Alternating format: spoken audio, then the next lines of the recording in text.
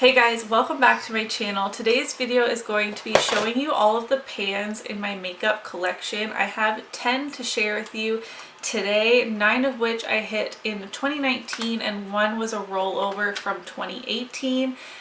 We have a helper and he is very eager to show you guys all of these pans, so let's just jump right into it. First up, the rollover from 2018 is my L'Oreal True Match powder in W2, and as you can see, the pan on this is very big. I'm hoping I will be able to finish this product off in 2020 and move it out, especially since it is not cruelty free.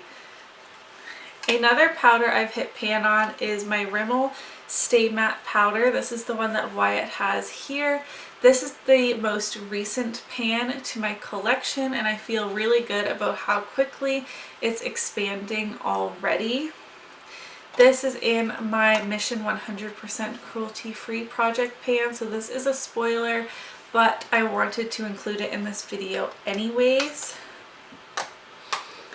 This one I feel like I definitely cheated on. This is the BareMinerals Translucent Powder Duo, and I attempted to pan the matte side here in my whole collection project pan at the beginning of the year. And while I did not hit the waffle in the center of the product, which is how I would definitely consider pan typically, but I did wear down the edges around the shape of this product. It was kind of domed up, but in a square shape. I don't know what you would call that.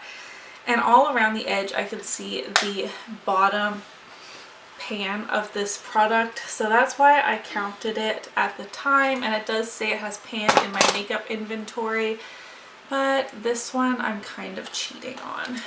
And lastly, for powders, in my IBY Contour Kit I panned highlight number 2, the center shade, in my whole collection project pan, and again the pans are expanding rapidly and I feel really good about that. I'm so happy I'm making progress in my collection.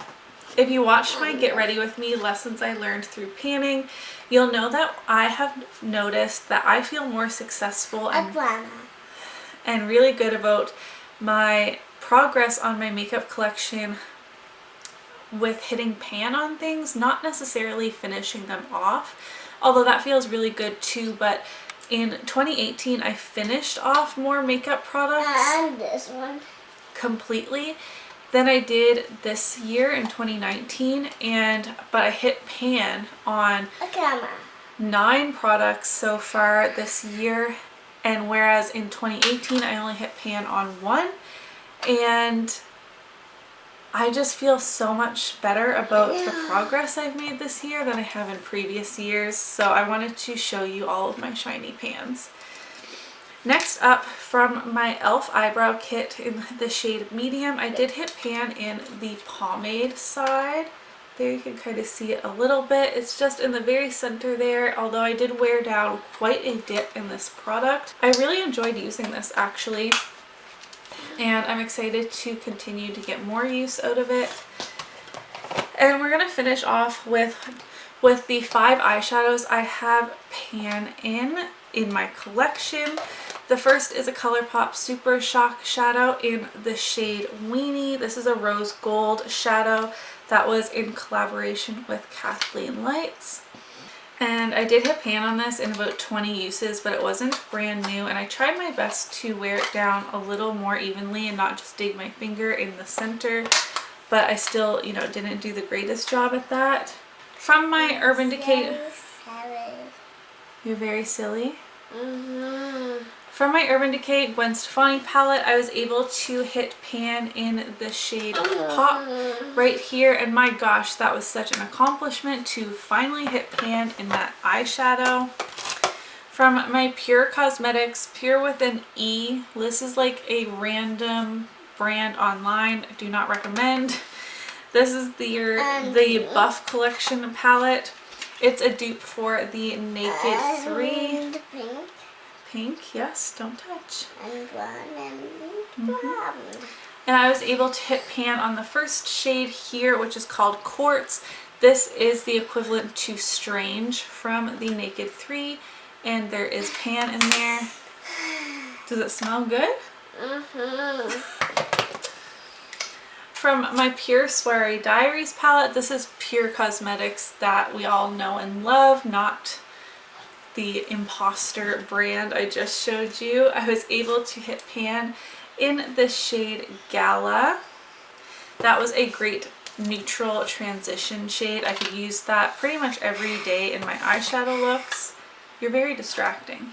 And lastly, from my NYX Ultimate Brights palette, I was able to hit pan in this pink shade here. This took me so long. I created 30 pink looks to hit pan in that shade. Because it was so vibrant, it's not like a regular crease shade or neutral shimmer where you can kind of incorporate it in everything. I really found that the pink overtook any look that I used it in. So after 30 very pink looks throughout this year, I was definitely very happy to see that shiny little pan and being able to rotate this out. This was in my Pan Those Eyeshadows.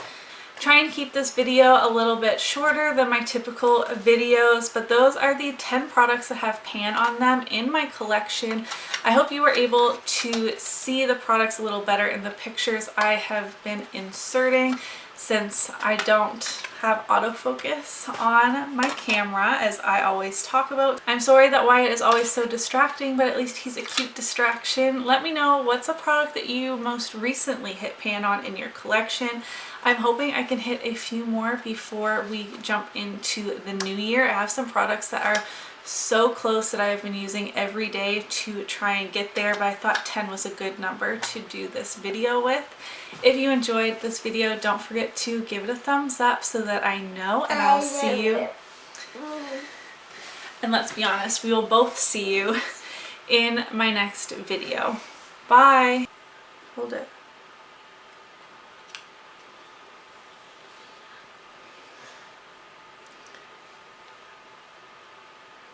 And can you smile at the camera?